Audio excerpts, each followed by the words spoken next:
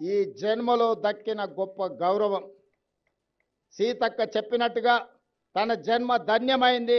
ఒక్కసారి గుట్టల మీద నుంచి అమ్మను గద్దెల మీద కూర్చోబెట్టే అవకాశం వస్తే నాకు ఈ జన్మకు చాలు అనుకుంది. కానీ గతంలో ఇతరుల దగ్గరికి వెళ్ళి రిప్రజెంటేషన్స్ ఇచ్చి మాకు నిధులు ఇవ్వండి అని అడిగే పరిస్థితి ఉండే. ఫిబ్రవరి 6, 2023 నాడు ఇదే ప్రాంతం నుంచి నేను చెప్పిన, రాబోయే రోజుల్లో ఇతరులను యాచించడం కాదు, సీతక్కనే సంతకం పెట్టి నిధులు మంజూరు చేస్తుంది, సీతక్క ప్రభుత్వంలో భాగస్వామి అవుతుంది అని ఆనాడు చెప్పడం జరిగింది. ఈనాడు చేసి చూపిస్తున్నాం. సమ్మక్క సారలమ్మ ఈ ప్రాంత అభివృద్ధి కోసం నిధులకు వెనక్కి అడుగు వేసే సమస్యనే లేదు.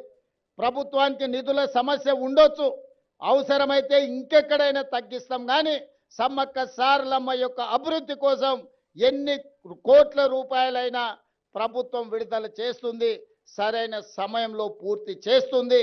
నిర్మాణ కార్యక్రమం మాదై ఉండొచ్చు, కానీ గిరిజనుల యొక్క సాంప్రదాయాన్ని కాపాడుకునే బాధ్యత వాళ్ళదే. అందుకే ప్రభుత్వం ప్రణాళికలు రచించి ప్రభుత్వమే నిర్మించడం కాదు, ప్రణాళికల్లో ఆదివాసులను భాగస్వాములను చేసినాం. సాంప్రదాయాన్ని పరిరక్షించడంలో ఆదివాసీలను భాగస్వాములను చేసినాం.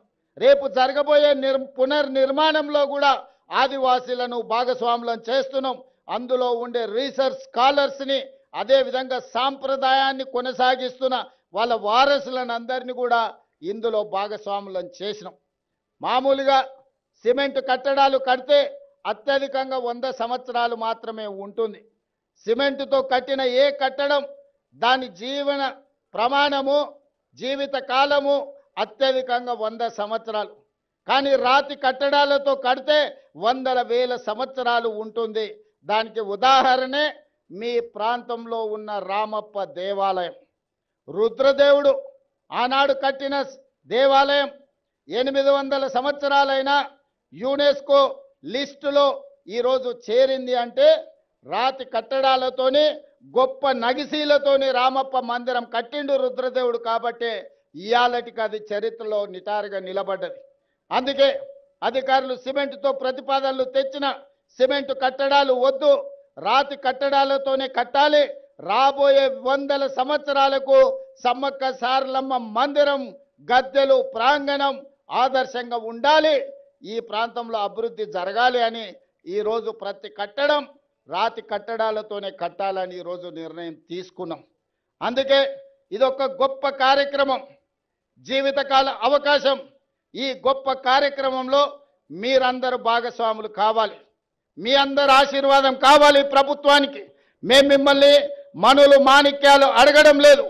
ప్రజల యొక్క ఆలోచన, ఆదివాసీ సోదరుల యొక్క కోరిక మేరకు ఈ ప్రభుత్వం ఈ ప్రణాళికను తీసుకొని వచ్చింది. 100 రోజుల్లో ఈ పనులన్నీ పూర్తి చెయ్యాలి అని ఈనాడు ప్రభుత్వం టార్గెట్ పెట్టుకొని పనిచేస్తుంది. జనవరి 28 నుంచి జనవరి 31 వరకు ఏదైతే ఈ సమ్మక్క సారలమ్మ జాతర జరగబోతుందో, వివిధ ప్రాంతాల నుంచి, వివిధ రాష్ట్రాల నుంచి ఈ మధ్య విదేశీ పర్యాటకులు కూడా ఇక్కడికి ఆశీర్వాదం కోసం వస్తున్నారు. భక్తులకు ఎలాంటి అసౌకర్యం కలగకుండా ఇక్కడ అభివృద్ధి కార్యక్రమాలు వేగంగా జరగాలి అంటే రాత్రింబవళ్ళు ఇక్కడ పనులు జరగాలి. పొద్దుటిపూటనే పని చేస్తే సమయం సరిపోదు, రాత్రి సమయంలో కూడా పని చేయాలి. మరి ఇక్కడ నిపుణులు పనిచేస్తున్నప్పుడు వాళ్ళకి రక్షణ కల్పించి వాళ్ళకి అన్ని వసతులు చూసుకోవాల్సిన బాధ్యత స్థానికులదే. ప్రభుత్వం ఎన్ని చేసినా కొంతమేరకే ఉపయోగం ఉంటుంది, కానీ స్థానికుల భాగస్వామ్యం ఉంటే 100% ఈ కార్యక్రమం వేగంగా ముందుకు వెళ్తుంది. ఇవాళ సమ్మక్క సారలమ్మ గద్దెలే కాదు, జంపన్న వాగు నిర్మాణం గురించి, భక్తులు రావడానికి, భక్తులు దర్శనం చేసుకున్న తర్వాత వెళ్ళడానికి కూడా రహదారుల నిర్మాణం కోసం కూడా ఈరోజు నేను అధికారులకు సూచనలు, సలహాలు ఇవ్వడం జరిగింది. పొంగులేటి శ్రీనివాసరెడ్డి గారికి నేను ఆదేశాలు ఇచ్చిన, నెలలో 3-4 సార్లు ప్రతి వారం ఇన్ఛార్జ్ మంత్రిగా వారు ఖచ్చితంగా ఇక్కడికి పర్యటన చేయాల్సిందే, ఈ పన్నులను పర్యవేక్షించాల్సిందే. రాబోయే 100 రోజులు ఇందులో భాగస్వాములు అయ్యే వాళ్ళందరికీ నేను సూచన చేసిన, మనం అయ్యప్ప మాల వేసుకుంటే ఎట్లయితే మాల వేసుకొని భక్తితో ఉంటామో, సమ్మక్క సారలమ్మ మాల వేసుకోండి, భక్తితో ఇక్కడి పనులను పూర్తి చేయండి అని చెప్పి మా అధికారులకు, మా సాంకేతిక నిపుణులకు మా ప్రజా ప్రతినిధులకు సూచన చేసిన. అందుకే మిత్రులారా, మళ్ళీ పూర్తి చేసుకున్న తర్వాత ఈ ప్రాంగణానికి నేను వస్తా.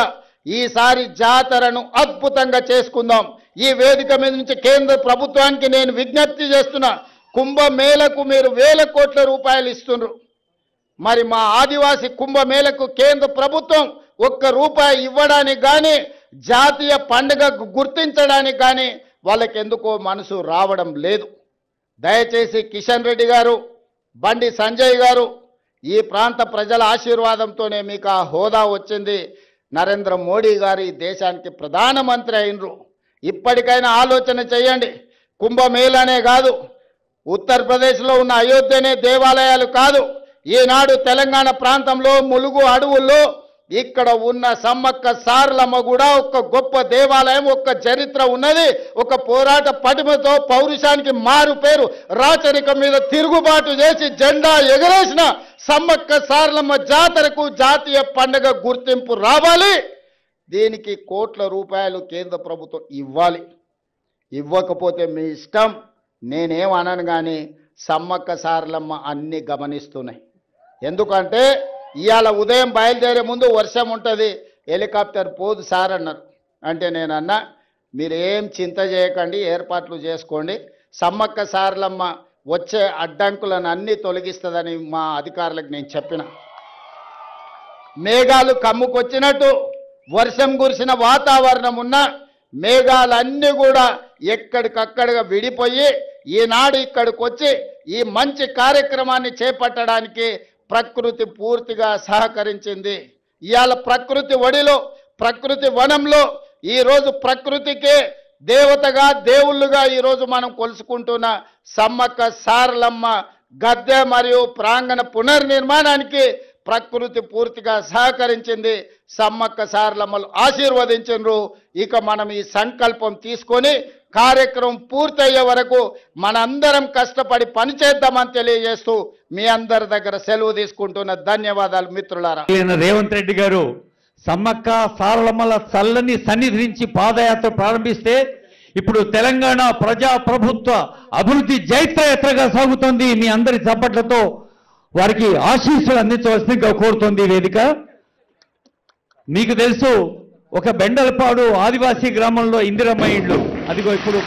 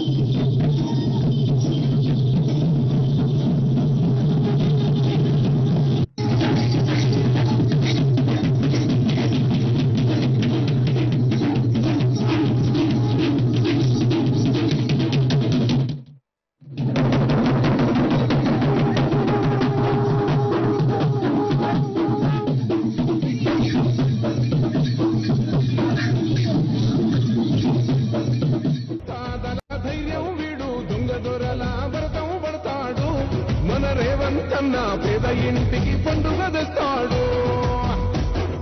సోనియమ్మ దివెనతోని రాహులన్న సైనికుడయ్యి పెద్ద కొడుకై యుద్ధం చెయ్య సిద్ధమాయే రేవంతన్న. మూడు రంగుల జెండా పట్టి సింగమోలే కదిలినాడు. ఒక్కరో కాంగ్రెస్ సూరీడు మన రేవంతన్న నిగ్గదీసి అడిగే